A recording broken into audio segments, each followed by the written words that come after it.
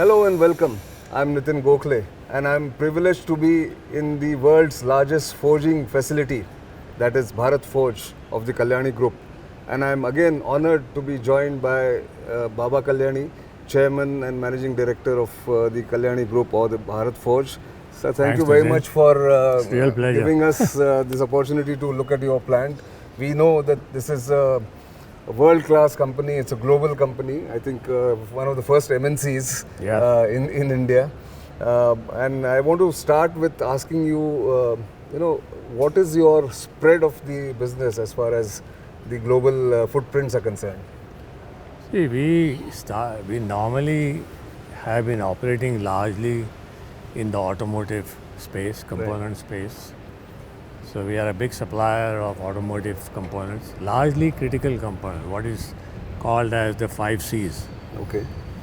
Rotating components, stressed components, chassis components, safety components, to all the big OEMs. So we supply to all the OEMs in Germany, like Mercedes, like Audi, like BMW. Then in Sweden to Volvo, Scania. In Italy to Fiat, Iveco, and of course in the United States to the big 3. So you name any automotive company, you're there. We are there. You're there. So we have our factories in Europe. We have 6 plants in Europe. Right. 4 in Germany, 1 in France, 1 in Sweden. We have 2 plants in the United States. Wow. And of course we have half a dozen plants in India. And obviously these companies don't give you orders year after year, decades after decade, if the quality and the satisfaction that they wouldn't have in the product. That's true. So, I mean, there is nothing more stringent than a top-level automotive company. Right. Because their tolerance to a bad product is very, very low. I'm sure. So, and you've been doing this for decades. So, when you started off, I mean, I think more than half a century ago, as yourself and carrying on from your father's original business, what was the atmosphere at that point in time, and what is the change you have seen over the years? See, I've been through right from 1972 till now. So I've seen from 1972 to 1991 the entire license Raj regime, as it was called.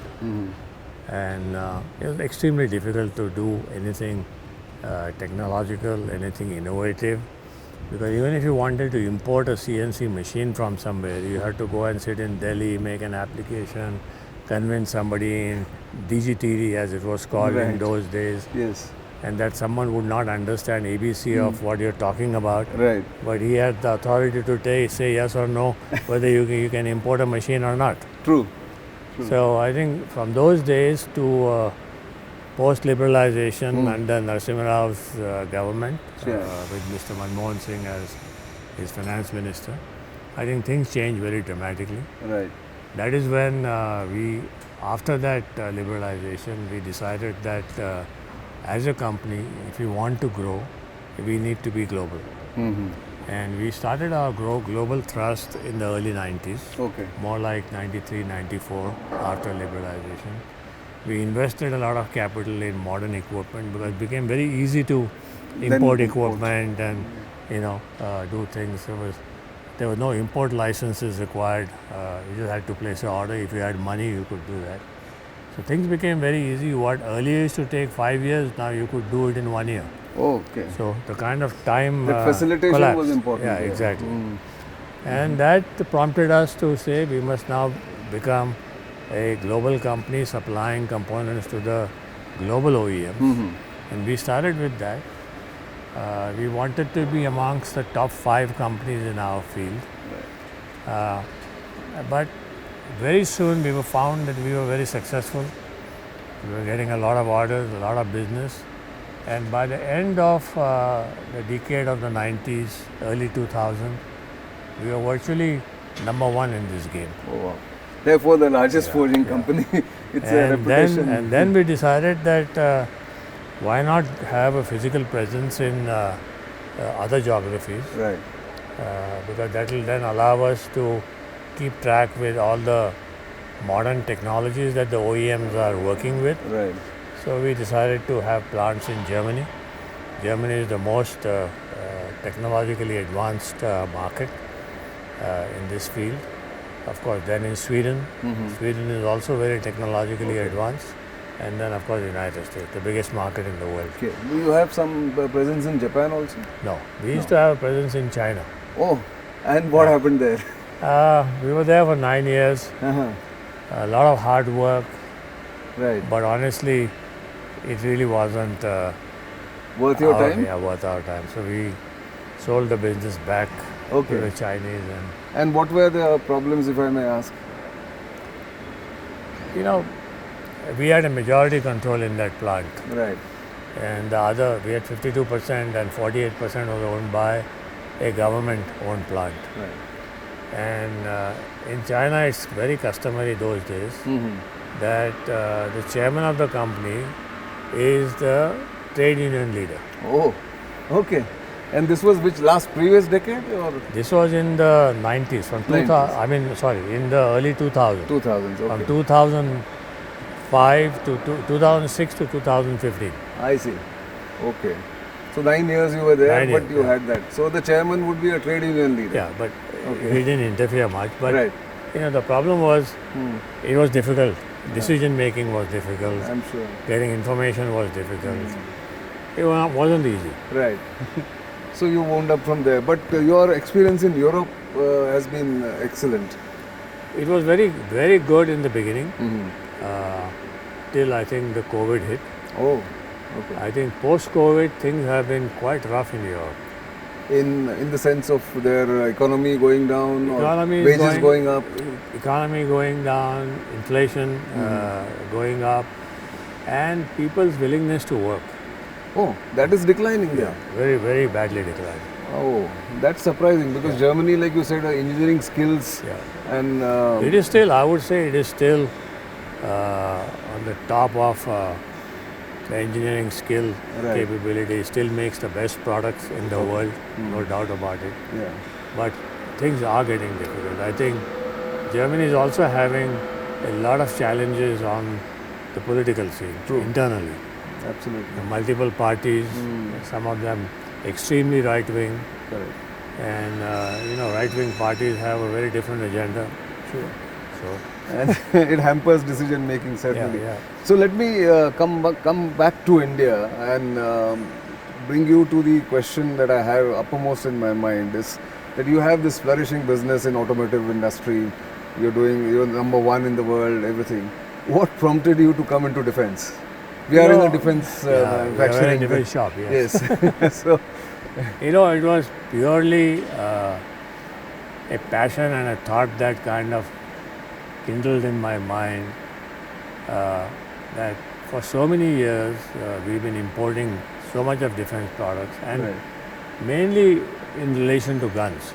And it all started with, we didn't want to make guns, we were trying to make barrels. These barrels, Because there was a large demand for barrels for T-72 tanks. The barrels the Russians wanted it. No, in India. The barrels were bursting, right. The quality was bad, and they had shortage of barrels. Right.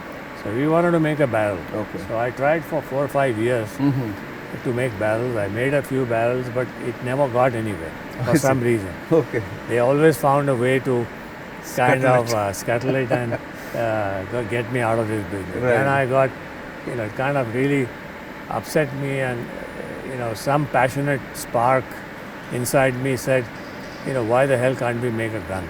Okay. Right. And that's how we started. We started in 2011, 12. Right. 2012 was a defense expo in Delhi where we first exhibited our first gun that we made called Bharat 52. And then, of course, with Honorable Prime Minister's whole Make in India initiative. Come 2014 and December 14. Yes. And then Mr. Parrikar's entire reform process that happened in defense. I mean, he set up committees, we changed the defense procurement procedure. Absolutely. He did a lot of things to bring the whole private sector into play. And, it's very exciting those years. Because those are the years we could develop products, we could talk to the MOD very freely. Which became a norm, which was not the norm earlier. Exactly. So, but making the gun is not easy, obviously. So, what did it take for you to do R&D or even bringing in some kind of knowledge from See, outside? we've been doing R&D for last 11 years Right. in this, and we must have spent. Is this one of those proofs of that R&D? Yeah. This is actually ATAG. So this gun was designed by DRDO, Right. and we had a part to play in this along with Tata's. Yes. Your development partners for Yeah, this. development partner. Right. But there's a lot of work that we had to do ourselves Correct. for this. Yeah. For example, the entire gun control computer system, the entire digital system for this gun was developed by us. Right. So ours is different and Tata's is different, Okay. but both are digital. So this is the first digital gun which is almost software driven. Oh, that's the difference between That's the the difference. earlier. So you can change anything you want just by changing software. Even your targets, your Everything. range, Yeah, everything can everything. be changed. Okay. And it has got AI. You know, the turning circle of the gun was reduced by using a very novel AI technique Okay. of putting two LVDTs and Those- connecting them to a triangle Right. to the towing vehicle. Okay. Oh, that's innovation. And we build our own algorithms Uh-huh. to do that. Right. So it's a combination of AI, digital, everything is digital. Right. We can control this gun with every millisecond. Oh, this is lovely. So, I mean, your strength in forging Yeah. and making barrels Yeah. is now combined with the R&D that was We set done. up a big design organization. Right. We are almost like 150 odd people, Okay. mainly MTech, PhDs, and working on even developing materials for the barrel Right. was a Herculean task I'm sure. because its performance has to be very, very, high level. And also, the tolerance level for these guns have to be for 30, 40 years going They forward. have to be very strong. Yeah. But we have developed 9 platforms. This is not the Right. only one. Yeah, that's not, ATAX is So not only one. This is the ultralight howitzer. Right. This is This is like the M777, correct. but in steel and at 1/3 the price.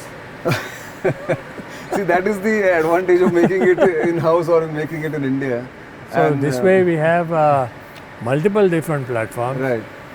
That's another ultralight, but that's I think with 52 Yes. caliber. Right.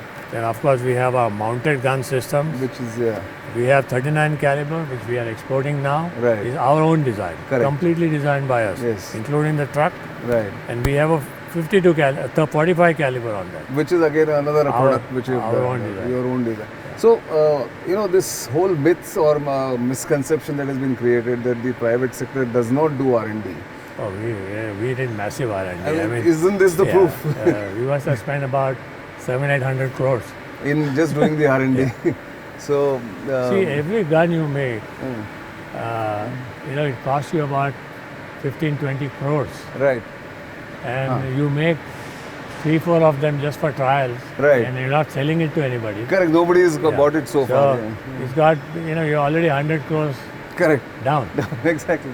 No, but because of your passion, you could actually, get that done because that hesitation is always there. I think passion, but if we were aided tremendously by the policy changes of the government. Okay. What the Prime Minister did in Make in India, and then later on Atmanirbhar Bharat, Right. banning imports. Correct. That has been the biggest push to make this happen. And of course, latest is export policy. Yeah, so we'll talk about that in a bit. I just wanted to take you to another aspect of your journey is the emphasis on excellence. Now, how do you ensure that in a country where it's not always, the emphasis is not meant to be, but how did you manage that in First an of all, I atmosphere? think we have an excellent team.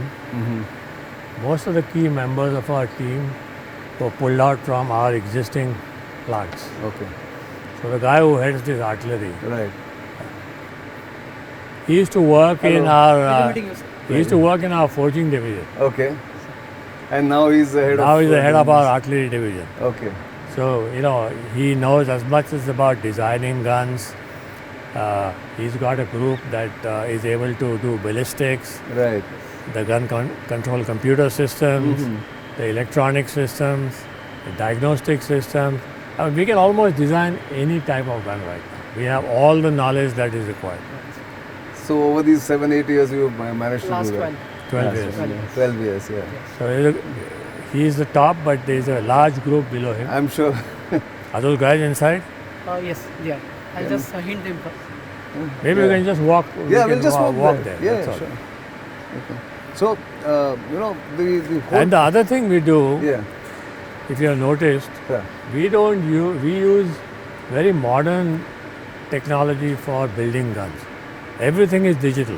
Okay. So when you use digital, the question of making mistakes reduces quite dramatically. Minimized, I would say. We use wherever we can eliminate the man in terms of trying to do something, fiddling around, we have taken care of that. Right. So all instructions are given digitally on a screen. Right. They have to follow, there is a SOP to follow, Correct. step-by-step process, and they follow that. Yeah, so it's that, the old style ruggedness combined with If the you digital. went to a old-style factory, Right.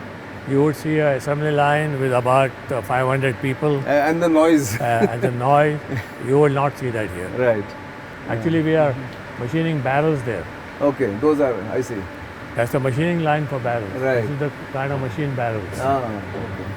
Of course, this is our second line. We have Yes. another line I'm sure. to machine barrels. So, but your own knowledge of engineering, I mean, you are a expert in that, right? When you did the forging business, you were leading and growing it.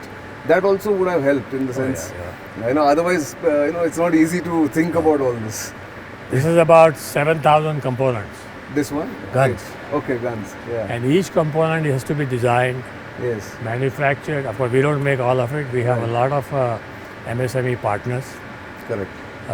We have a lot of industrial partners. Sure.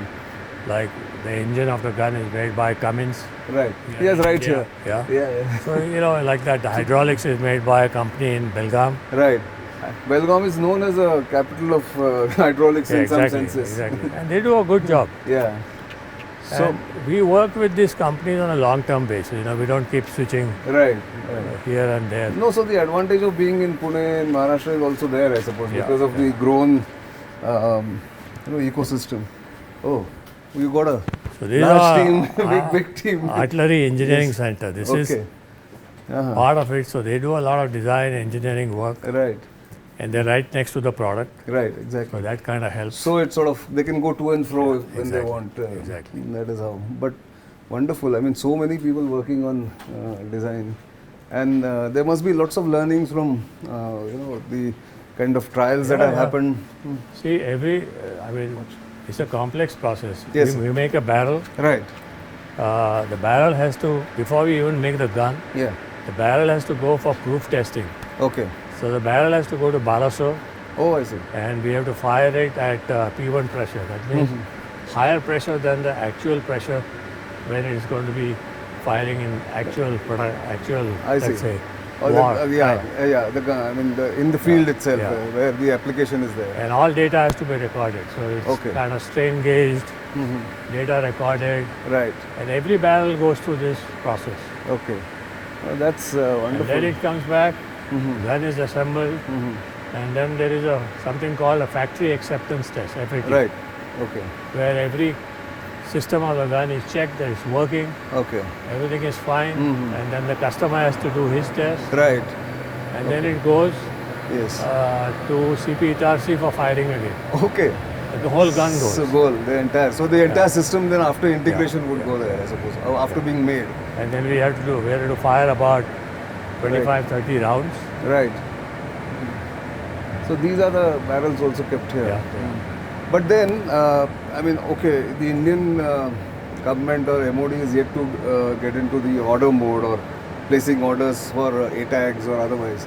But you've already started exporting Yes. guns. Now, We have which are those exported. guns? We exported ATAGs. You exported ATAGs? Yeah. We have Okay. exported 6 guns. Another 6 will go this month, Right. and we have a large order for the mounted guns. Okay. We have to export about 72 of these guns. And again, in the mounted guns, your truck is your own. Everything is our own. Everything is your own. Engine is made by Cummins. Right. Transmission is made by Allison in Aurangabad. Right. Tires are Indian. Yes. The truck we make truck, of course. in a plant right behind. Okay. And so, talking about trucks, you also M4 that you made for Yes. high altitude and for even for the Indian Army. That has also been inducted now in the Yes, Indian it Army. is. How was that experience of building a mobility platform?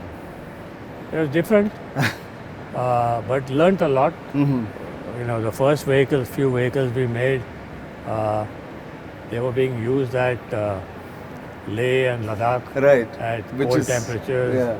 And so there was a lot of learning to be done, but Sure. now we kind of become experts at it. So And you got other specialized vehicles. I could Yeah. see one more vehicle there. yeah, that's Uh, our 105 gun. 105, yeah. But It's soft recoil right.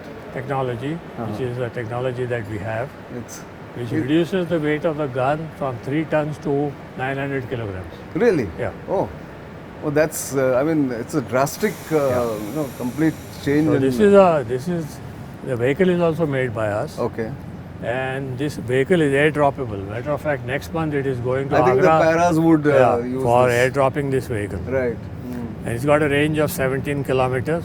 Oh, It's got all the electronic gizmos on top of it, correct. like the fire control system, Okay. aiming, Oh, nice. all that. So the special forces will actually get enhancement of their firepower. See, in we are this. using a very old 105 field gun. Okay. Yeah. Quite You old. know, yeah. it came from the Brits, and then That's right. I think Indian Army DRDO kind of made it a little better. Sure. But it's a very awkward system. It requires a truck, special truck to Correct. tow the gun. Exactly. Yeah. Where this thing, you can move around anywhere. Very mobile. It takes yes. less than a minute to get into action. True. True. No, I think you're sort of increasing the firepower, And making it more we efficient. took it to Arunachal Pradesh, we took it to Sikkim Okay. at 18,000 feet, fired Wonderful. it there, Yeah. Wonderful. worked No, extremely so- well. So, apart from these products that we have seen now and we have spoken about, you are also getting into other products now as far as the Indian military is concerned? We make small arms, Yeah. we make ammunition. Yeah, I For was going to come exports. to that. Yeah, exactly. So we are exporting a very large quantity of ammunition. Right. Fortunately, we had a plant to make ammunition. We just kind of retooled it up. Right. We also make the anti-tank guided missile in Hyderabad, Okay. called the Spike. Uh-huh. I see. We make that there, Right. and that is we got an order to supply the anti-tank guided missiles now. Right. Okay. And we make a host of other things. We Yeah, make I'm sure. anti-tank mines. You're also into naval systems, if I Yeah, remember yeah. correctly. Yeah. We are building the naval 76 millimeter gun. Gun. Now we are going to work on the 127 millimeter main gun that goes Okay, yeah, on on the ship that big, they have. big naval ships. Right. Oh, wonderful, sir.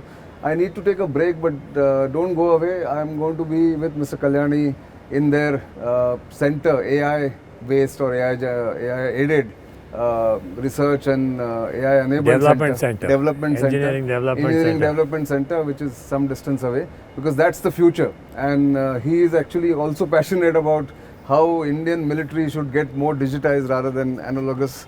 And he is going to contribute to all that. So we'll talk about that. Don't go away.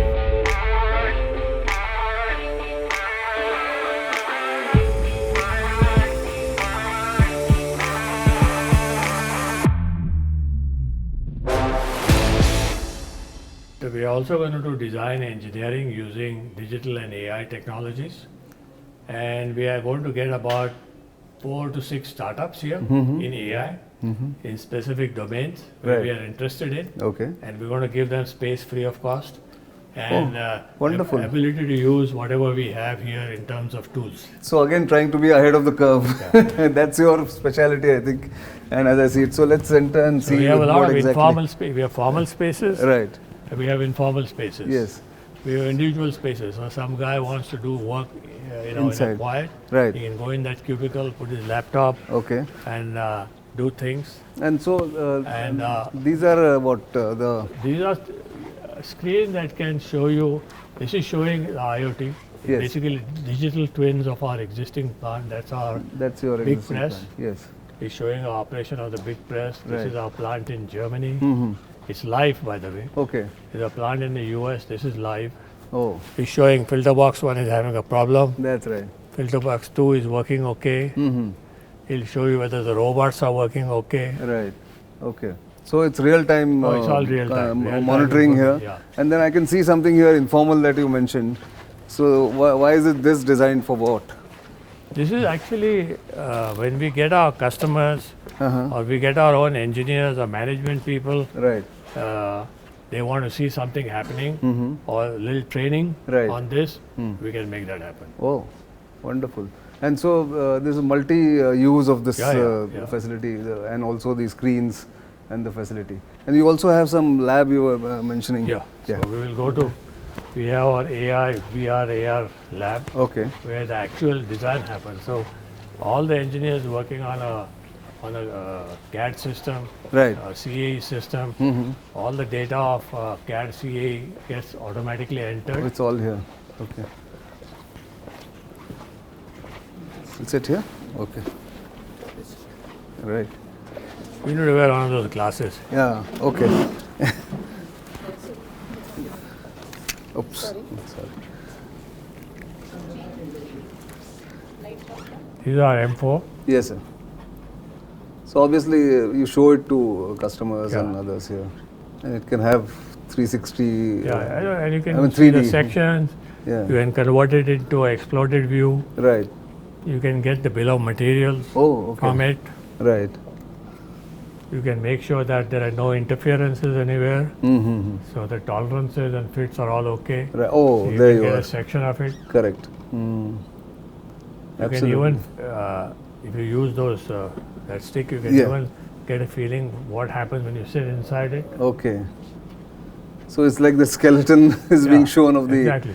vehicle. Yeah, exactly. So some army guys come and say, no, I want some The change seat to be here that or side. some Yeah. here, there. Yeah, exactly. All that is very easy to do, Right. Oh, wonderful. which otherwise would take weeks to make happen. But if I may ask a very fundamental and maybe a stupid question, what made you do this? Because you could have continued with your normal systems. Speed. We Speed. want speed. Okay. And we want to use digital technology. The advantage with digital technology is you can change digits Yeah. instantaneously. Right. With CAD CAM and Yeah. CAE, some engineer has to physically draw the line, Right. draw the curve, Right. draw these things, and it takes, although it's faster than doing it manually, Yes. but still takes a lot of time. Absolutely. Whereas here, it's virtually one-fourth the time. Absolutely. So. So I can have suites of, for example, seats. Right. I can have 10 configuration of seats Correct. outside. Right. And if somebody says I want a different type of seat, I can remove this and put that one Okay. in 30 seconds. Oh, okay. And then you can then Yeah. try it out whether this Yeah. works or not. So all the agronomical designs, Right. so where you're sitting there, Yes.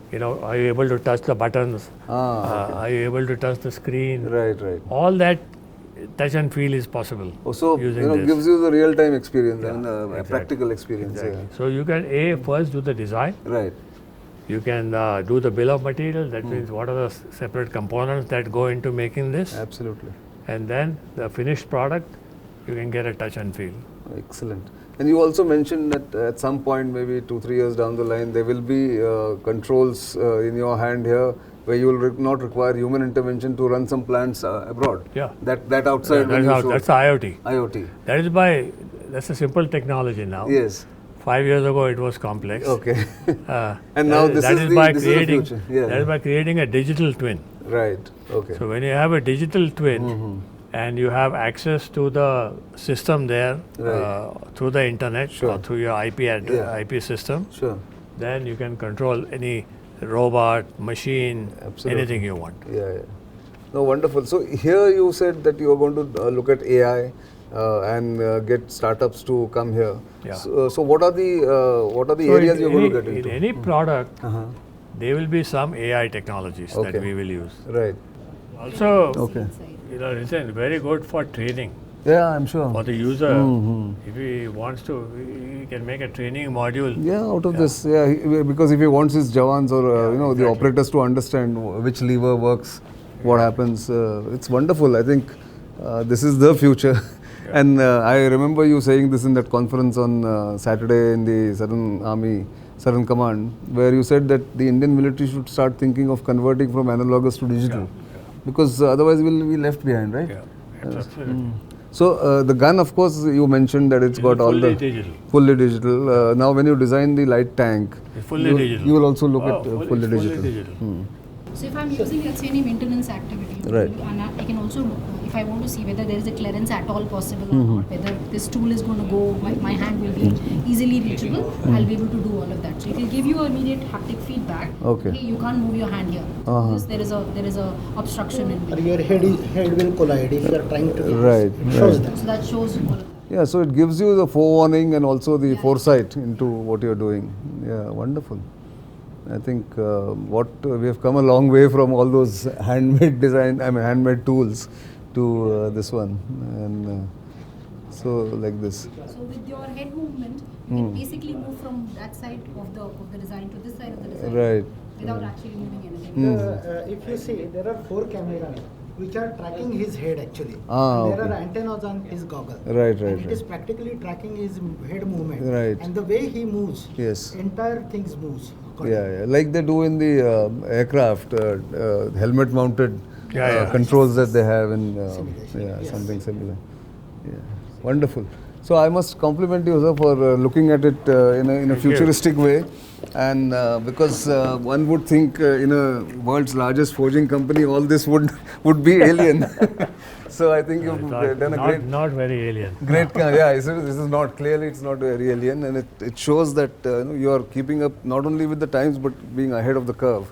So, and it shows you have a green It's a real treat. ESG kind of a feel also you want to give, and therefore.